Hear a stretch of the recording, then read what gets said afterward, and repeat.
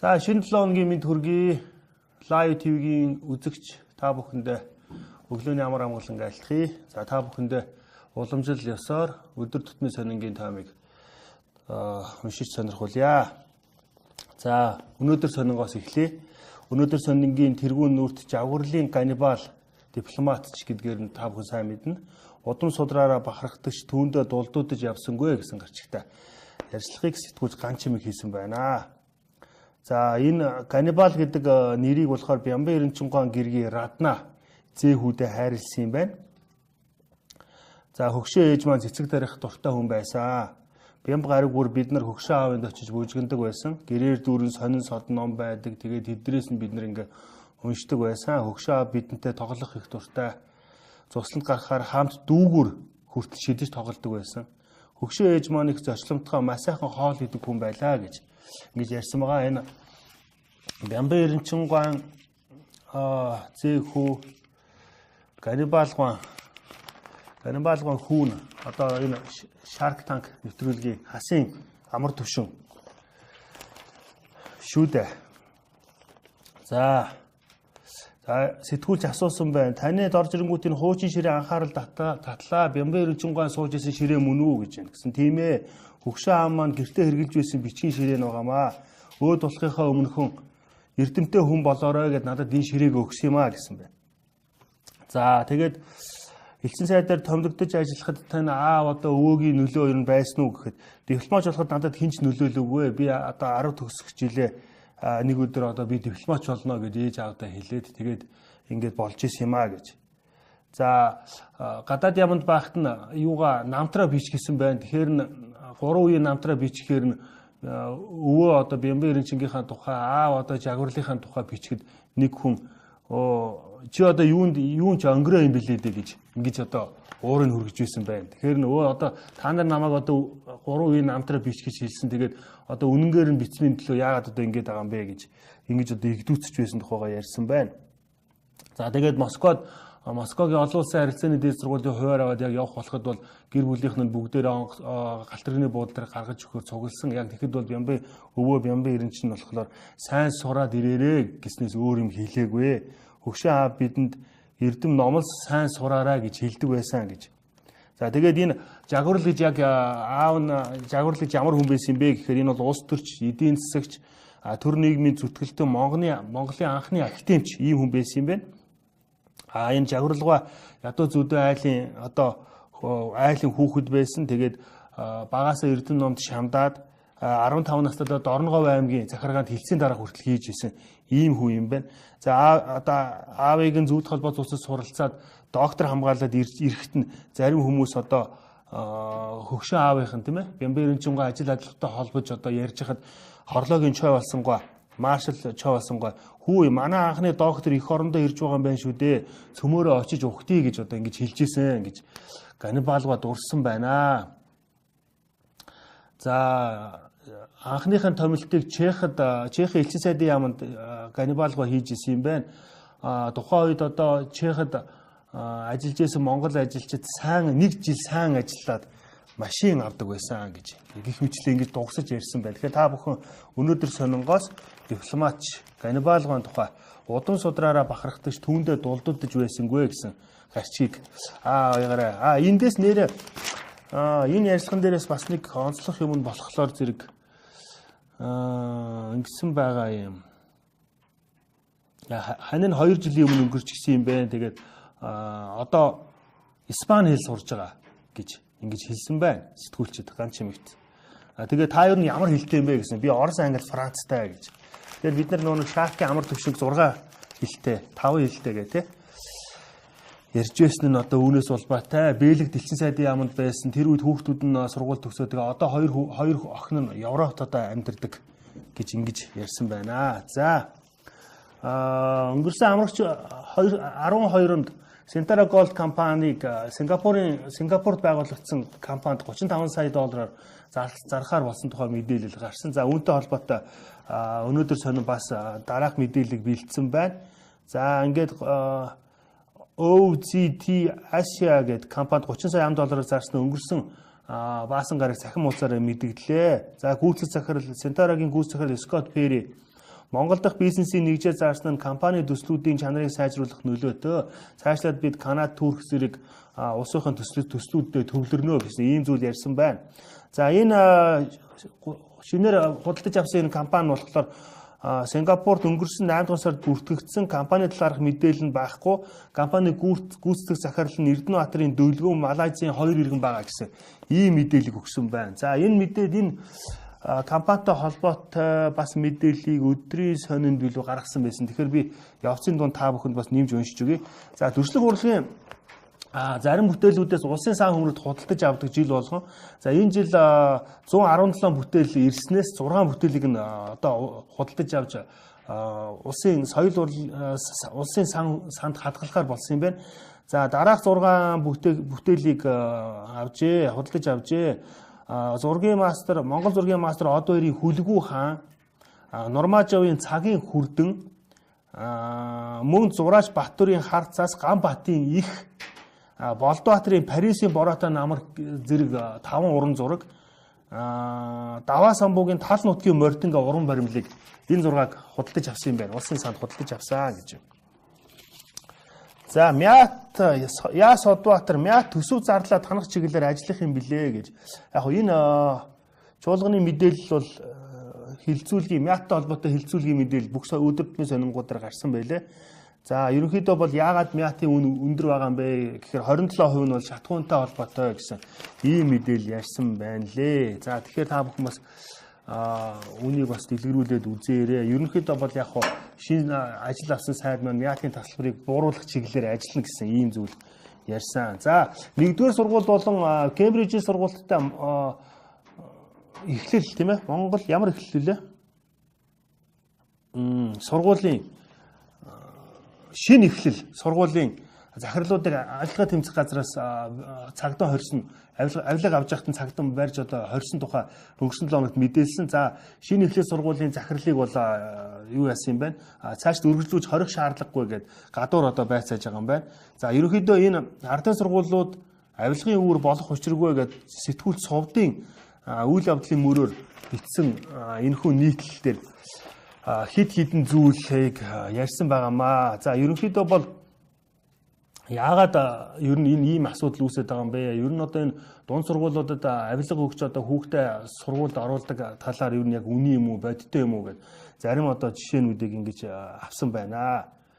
За 84-р сургуулийн захирал Маркстай холбоотой мэдээллийг цахим орчинд мэдээлсэн юм байна. Нэг хандив анги гэж нээсэн олон жил авж байгаа сургалтын менежер нь бүх ажлыг нь гардаж гүйцэтгэдэг. 1 саяас дээш төгрөг авдаг. 84-р сургуулийг шалгаарай. 84-р сургуулийнхан 1-ээс 3 сая төгрөг авдаг гэсэн ийм одоо зүйл ярьсан байна. За үүнийг болохоор одоо эцэг эхийн яриагаар баримтжуулсан байна сэтгүүлч сувд. За ингээд нэг эцэг их нэг ээж ярьсан байна. Би одоо нийтдээ 800 гаруй мянган төгрөг өгж иж эхлээд хүүхдээ 200 мянгаар оруулсан юм байна. Дараа нь гайгүй багштай ангид оруулахын тулд нэмж ингэж мөнгө өгж явсараад нийтдээ 800 мянган төгрөгийн авилга өгсөө. Сургалтын менежер нь тэр бүхнийг найруулдаг бололтой юм байлээ. Ангид ямар хүүхэд ирсхийг бол ангийн багш бол мэддэггүй гэсэн ийм зүйл ярьсан байна. За дараагийн одоо сургуулийн сонгоо архин дүүргийн нэгдүгээр хороол байдаг ирээдүй цогцлбор гэдэг. Ирээдүй цогцлборын захирал цагаан цоож гэдэг хүн болохоор жинхэнэ авилгач юм байгаамаа. За ерөөсөө дандаа мөнгө авдаг, сүлжээтэй, үүнийг шалгах хэрэгтэй гэсэн ийм зүйл ярьсан юм байна. За ингээ эцэг эхээс нь толтруулахад бол манай сургуульд ийм тохиолдол зөндөө байдаг юм аа. Харьяалын бус хүүхэд 2 дугаар ангид ирсүүлэхэд 500-аас 800 мянган төгрөгийн одоо авилгатай байдаг. Энэ мөнгийг нь менежер юм уу захирал нь аваад бичгээр энэ тэрийг нь засаж оруулдаг юм байла. Оруулдаг. Ерөнхийдөө нийлээ хавтгаарсан үзэгдэл гэж ярьсан байх юм. За 5 дугаар сургуулийн 9-10 дугаар ангид 5 саяар хүүхэд оруулсан гэсэн ийм зүйлийг бас их сурвалж ярьсан байна. За 23 дугаар сургуулийн ханш ерөнхийдөө 5 сая байдаг гэсэн ийм зүйл ярьсан байх юм. За 1-р ангид хүүхэд илсүүлэхэд 6-аас 10 сая гэх юм. Энэ бол одоо ерөнхийдөө манай энэ босрлын салбарын үнэн нүүр төрөх байна. За одоо энэ дээр ингээд босрлын яам анхаараач. Ядчил одоо сургуулиудаа шилдэг лаборатори тэргүүний гэсэн титэм зүүж ялгуурлахаа болмоор байна. Эсвүгээс захирал сургалтын менежер гэхэд албан тушаалтнууд энэ сэтрийг овчноор ашиглан эсэгчдийг өргөтөж эсэг эхчүүд нь түүнд нь дагаж хошуурч байна гэсэн ийм одоо зүйлийг асуудал дэвшүүл ярьсан байна. За сэтгүүлч Баясгалангийн дугуй түрээслэх үйлчлэгээ дүү дагууллаа гэдэг энэ нийтлэл байна. За U bike гэдэг дугуй үйлчлэгээ гарсан байгаа тийм ээ. Никkel гамба гэж компаниас. За үүний одоо дүү гэдэг нь болохоор тэр скутерийг хэлж байна. U скутер гэдэг шинэ энэ үүсэл гарсан. За мэдээж замын одоо төгжрөл маш их байгаа. Хүмүүс мэдээж үүнд маш их бухимдаж байгаа. Энэ асуудлыг шийдэх нэг гарцсан одоо дугуй унах скутер хэрэглэх юм а гэсэн ийм одоо зүйлийг санал болгож байгаа. За ерөнхийдөө нийслэлийн хэрэглэгчдийн 9.7% нь 1, 23 нь 2 45 км зам туулахын тулд машин ундаг гэсэн ийм одоо судлааг нийтийн тээврийн газраас гаргасан байдаг юм байна. Өөрөөр хэлбэл нийслэлийн хүн амын 14 мянган ердөө 1 км газарт одоо хүүхдээ хүргэх, сургуульд нь хүрэхийн тулд машин ундаг.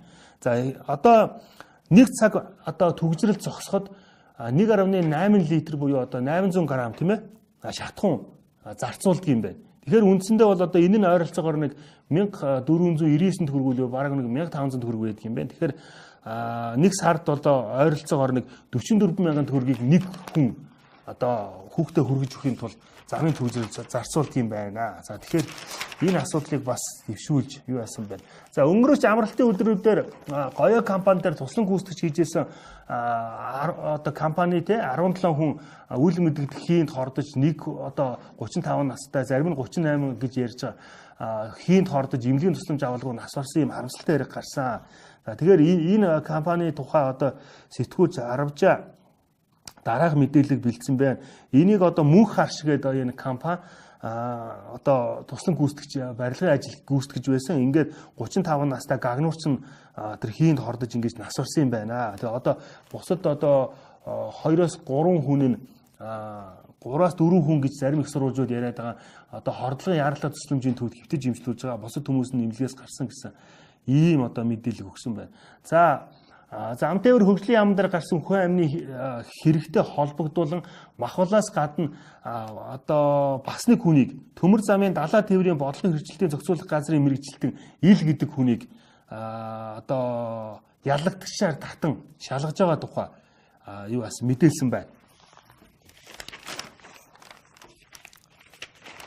За цааш нь ямар мэдээллүүд гарсан бэ гэхээр за энд бас нэг будагтай бэйлийн эрэлтхтэй байна гэдэг нэг сэтгүүлч Цэрэн Долом нэг сонирхолтой мэдээллийг бэлтгэсэн байна. За өнөөдөр сонингийн энэхүү мэдээллийг би та нарт юу яаж өгөө. Энэ будагтай бэйлигээд байдаг. Ер нь бол хятадаас ихэвчлэн орж ирдэг. Монголчууд өөрсдөө үйлдвэрлээд эхэлж гисэн юм байна.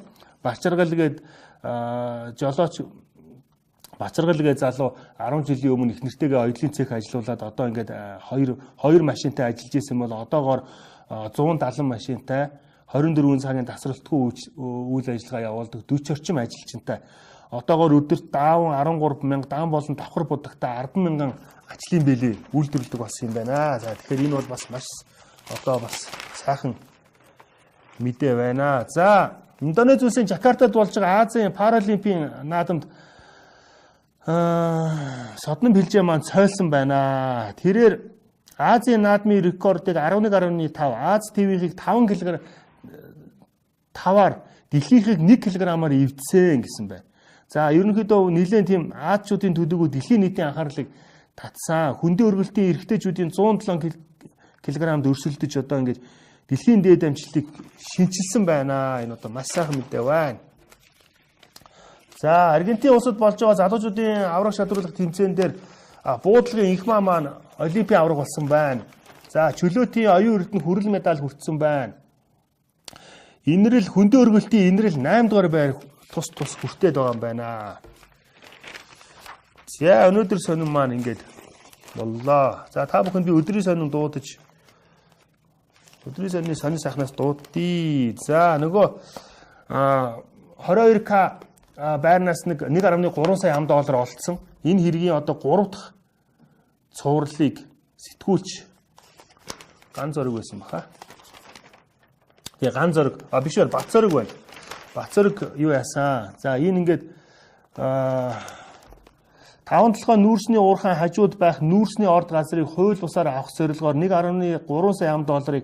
Хадгалж байсан жаргал ойрын хамаатан мөнх очир нар хятадуудаас тэр мөнгийг авсан. Уул уурхайн лиценз олгодог агентлагийн даргаад дамжуулан өгөх гэж байсан. Уул уурхайн лиценз олгодог агентлаг гэж ашигт малтныг арай хэлж байгаа. Хэрлэн даргаыг арай хэлж байгаа биш байгаа да. Агентлагийн даргаад уул уурхайн лиценз олгодог агентлагийн даргаад дамжуулан өгөх гэж байсан тодорхой болсон гэж. Улсын хурлын 2 гишүүн үүнд хамаатай гэсэн ийм одоо зүйл одоогийн мөрдөн байцаалтын явцанд тодроод байгаа юм байна. За ерөнхий сайд асан Бямсрын Тэнгэрийн цаг номын англи хэл дээрх хувилбарын талаар тэгээд ер нь ерөнхийлөгч асан Очир Батбаатаа ерөнхийдөө ямар юу яасан бэ гэдэг ярьцлага өгсөн байна. За нийгмийн хамгаалал хөтөлбөрийн сайд чин зөргийн ярьцлага эдийн засгийн өсөлтийн үр шимийг ард түмнийхээ бодит орлогыг нэмэгдүүлэхэд чиглэнэ гэсэн ийм зүйл томоохон хэмжээний ярьцлага өгсөн байна. Хоёр мөнх цэцэг сэтгүүл мөнх цэцэг авсан байна. За үүнтэй хамгийн анхаарал татсан асуудал нь эмсүүтийн асуудал байгаа. Эмсүүтийн одоо сурвалжлагч нар сар бүр одоо 100,000 төгрөгийн тэтгэлэг олгохоор ерөнхийдөө шийдсэн төсөв одоо оруулж байгаа гэж байгаа. За энэ одоо ямар учиртай юм бэ? Яах юм бэ? Их юм бэ гэд асуусан байна. Одоо ерөнхийдөө уул уурхай барилга тэгээ зам гүүртэй холбоотой бүтээн байгуулалтууд их явагдаж байгаатай холбоотой алтан гартай ийм инженер ийм улсууд маш их хэрэгцээтэй байгаа. Мэргэжил сургуульд үйлдвэрлэлийн төвийг дэмжих бодит шаардлага бий болсон байгаа. Тэгэхээр энэ сар бүр олгож байгаа 100,000 төгрөг бол нэлээд бодиттой түлхэж болох байхаа гэсэн ийм зүйл ярьсан байгаа. За мөн одоо Японд гадаадад Япон улсад ажиллах хүч одоо гаргах те компаниудын зөвшөөрлийг төр зогсоочихсон байгаа. Үүнтэй холбоотой одоо бас тайлбаруудыг өгсөн байна. Тэгээ ерөнхийдөө бол Японы засгийн газрын хэрэгжүүлэгч агентлагаараа дамжуулж ажиллах хүч авдаг болж байгаа гэсэн ийм шимж урам гарчаад байгаа юм байна. Үүнтэй холбоотой үндэсний шуудан сонин дээр номтой 2 гишүүн энэ мэргэжил сургуульд үйлдвэрлэлийн төвийн тухай нэгэн зүйлийг одоо нэг ноцтой зүйлийг ярьсан мөлий. Үүнийг би яг энэ өдрийн сонинтой холбогдуулаад ярьчих. Гишүүн номтой баяр хөдөлмөр нийгмийн хамгааллын сайд байсан. Эмсүүтийн оюутнууд сар дунджаар 100,000 төгрөг өгнө гэд байна. Үүнд 41 тэрбум төгрөг шаардлагатай. Тал нь хөдөлмөр эрхлэлтийн сангаас гарч байгаа. Энэ бол боловсролыг дэмжсэн зүйл биш юм аа. Маш их хуурамч сургууль бий болсон. Энэ асуудлаар шалгалт хийхэд олон ч хэрэг гарсан. Энэ бол бодлогын шийдэл биш. Мөн жижиг дунд үйлдвэрлэлийг дэмжих сан, хөдөлмөр эрхлэлтийг дэмжих сан гэдэг нийт 40 орчим сан байдгаа. Ямар ч хоорондоо уялдаа холбоо байхгүй гэдэг. Энэ мэргэжил сургуульд үйлдвэрлэлийн төвүүдийг одоо номтой 2 гишүүн сайд багтай шалгасан болоо да. Тэгээд одоо маш их зөрчил дуугдал гарсан. Хуурамч мэргэжил сургуульд үйлдвэрлэлийн сургууль байдаг гэсэн ийм зүйлийг одоо сайд асан маань ярьчих юм. Энэ талаар бас сэтгүүлч нар маань бас тодруулбал их сонирхолтой юм байна да. За өдрийн сонин сайхнаас цааш нь үргэлжлүүлье. За гацуурттай холбоотой нөгөө өнөөдөр сонин дээр гарсан мэдээллийг та бүхэнд хүргэсэн. За энийг бол гацууртыг Монгол компани эзэмшихээр болсон. 90 сая $аар хилцээ хийгдээд 30 сая $аар зарагдсан.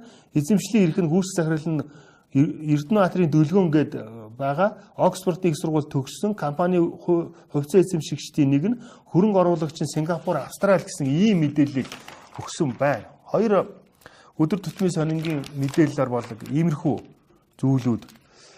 Батсуур улсын хурлын гишүүн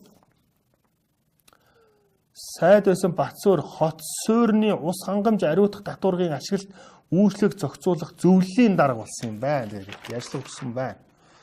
За энэ волейболын дээд лигийн авраг хошоо мөнгөн медальт хавар намрын тэргүүн лигийн авраг үндэсний шигшээ багийн ахлагч асан олон улсын хэмжээний мастер Мөнхбаатар гэдэг хүнтэй хийсэн ярьцлага байна. Монгол хүүхдийн цуснд баг болох чадвар байдгүй гэх. За үүнийг бас та бүхэн уншаарай. За сэтгүүлч, яруу найрагч, одоо орчуулагч Аюур заны YouTube дэх 2 зохиолоос үүдээд гээд YouTube дээрээс Алтан гэрлийн 1911 симфон лүүжин гээд 2 зохиолыг сонссон юм байна. Тэгээ үүнтэйгээ холбоотой урлагт ганц л агуу чанар байдаг юм аа. Тэр бол сэтгэл татах хувьд сүүлийн үед өөрийн огт танихгүй нэгэн хөгжмөн зохиолч 2 бүтээлийг сансаргүй сонсоо. Тэгээ энэ одоо тий нийтлэг гэх юм уу битсэн ингээд YouTube дэх 2 зохиолоос үүдээд гээд ингээд яасан байна. За одоо би өдрийн сонин дээр иймэрхүү сонин сайхан байна. За үндэсний шуудын сонин дээр дахиад нөгөө төсөвтэй холбоотой материал тэргүүн нүрт гарчээ. Хөрлөбаатарын сонгуул өгсөн мөрөөдлийн төсвийг эргэж харах уу гэсэн байна. За ингээд энэ 3 дахь нүрэнд үргэлжилсэн гишүүн Арц намын бүлгийн дарга Эрдэнэбаат, гишүүн Нарантуяа, гишүүн Мөнх оргил, Улаан, Номтой баяр, Мөнхбат нарын одоо юу гэж ярьсан тухай ингээд юу яасан байна. За өдрөөс үндэсний шуудангийн орлогч эрхлэгч отгон жаргалын аз жаргалын дууч гээд Монгол Улсын соёлын гавьяа зүтгэлтэн товгийн насан буянтай хийсэн маш сайхан дурсамж одоо ийм хөрөг нийтлэл байна. За одоо насан соёлын гавьяа зүтгэлтэн насан буянгуан одоо сансрын нисгчийн дуу гээд маш одоо алдартай дуу байдаг. Мөн ойр залуу нас гээд тийм ээ одоо алдарт дуучин Янжин дулумгаан дуулсан ийм дуу.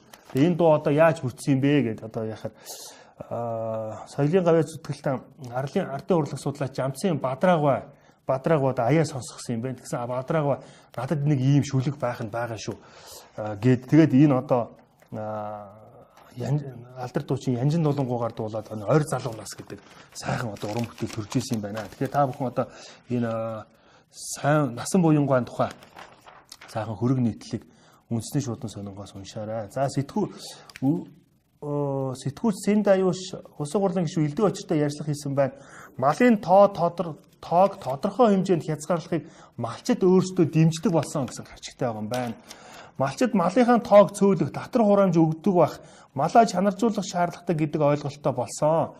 Дотоодын болон гадаадын олон төрлийн судалгаа хийсэ. Нийт малчдын 85% нь хуультай болж малын тоог тодорхой хэмжээнд хязгаарлаж малаа чанаржуулъя гэсэн ийм судалгаа гарчаад байгаа юм байна. Тэгэхээр 60 сая малтай тэгээд юу яагаад гэдэг?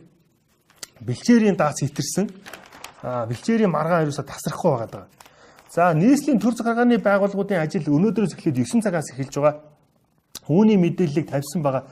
За ерөнхийдөө бол яагаад өмнө нь 8 цаг болгочоод яагаад буцаагаад 9 цаг болгож байгаа юм бол гэд хүмүүсийн дунд нэлийн бухимдал байгаа. За тэгэхээр хүүхдэд цэцэрлэг хүргэхээс өксүүлээд бас жоохон хүндрэлүүд гарах нь гараад байгаа юм байлээ.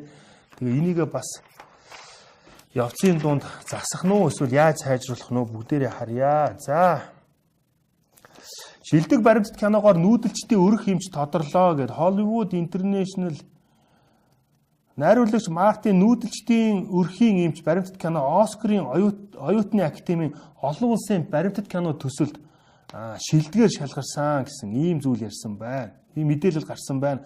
Оюутны академийн шагнал хүртэх 19 ялагчийг тодруулсан. Тэгээ Мартин Их Британий Хертфордширийн их сургуулийн кино телевизийн урлагаар мастер төгссөн.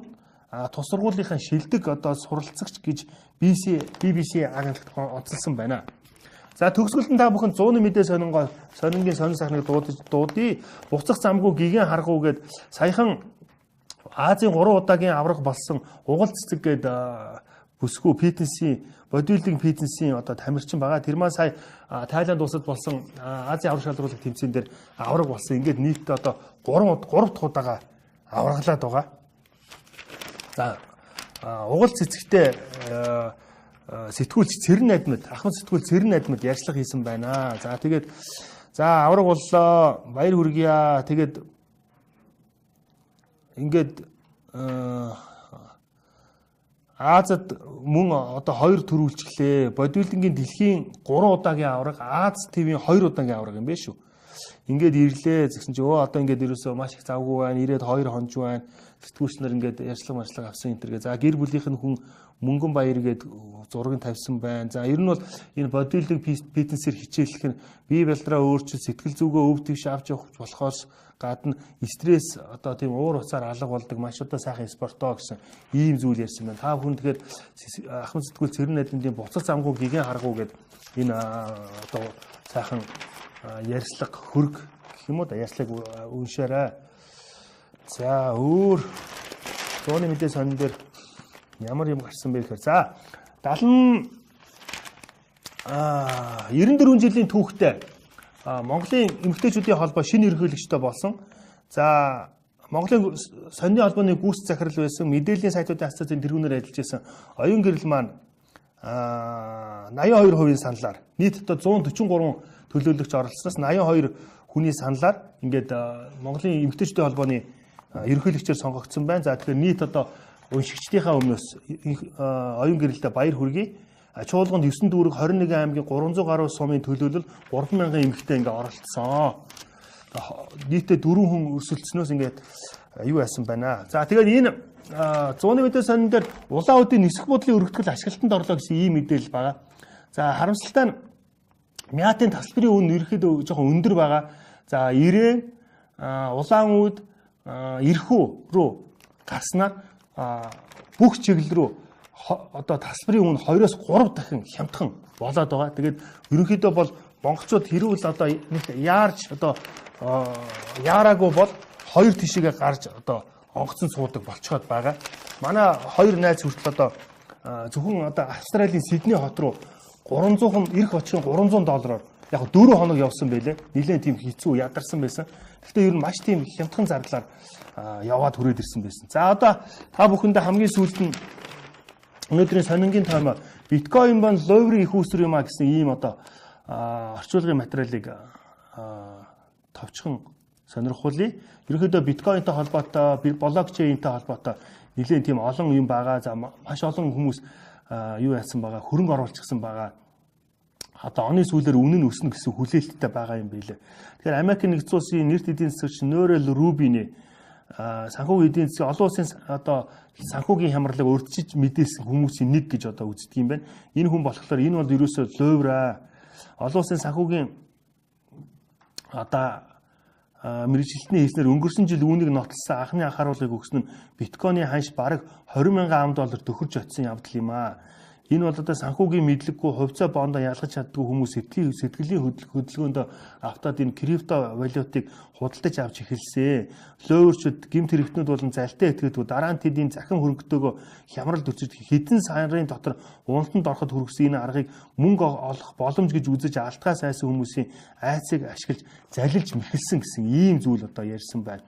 За ерөнхийдөө бол бас блокчейнийг суур технологийн талаар үүнийг нэлээд тийм түгээмэл ашиглах шалтгааныг бараг харахгүй байгаа гэсэн ийм мэдээллийг өгсөн байна. За тэгэхээр өнөөдрийн өдөр тутмын сонингуудын сонин сайхныг дуутахад иймэрхүү байна. Та бүхэн манай одоо сайт болон лайв ТV-гийн Facebook хуудсанд хандаж 8 цаг 30 минутаас эхлээд оройн одоо 17 цаг хүртэл цаг 30 минут тутам замын хөдөлгөөний мэдээллийг шууд одоо хүлээж авч тайлбартаагаар хүлээж авч үзээрэй. Мөн бид нар өнгөрсөн одоо амралтын өдрүүдээр баажа мастер одоо автоуралдааны уралдааныг одоо шууд лайвдж үзүүлсэн. Мөн энэ одоо амралтын өдрүүдээр мөн бас та бүхэндээ бас сонирхолтой уралдаан тэмцээнийг одоо хүргэхээр бэлдээд байгаа. Тэгэд энэ 7 хоногийн ажил үйлсэнд амжилт хүсье. Өдрийг сайхан өнгөрүүлээрэй.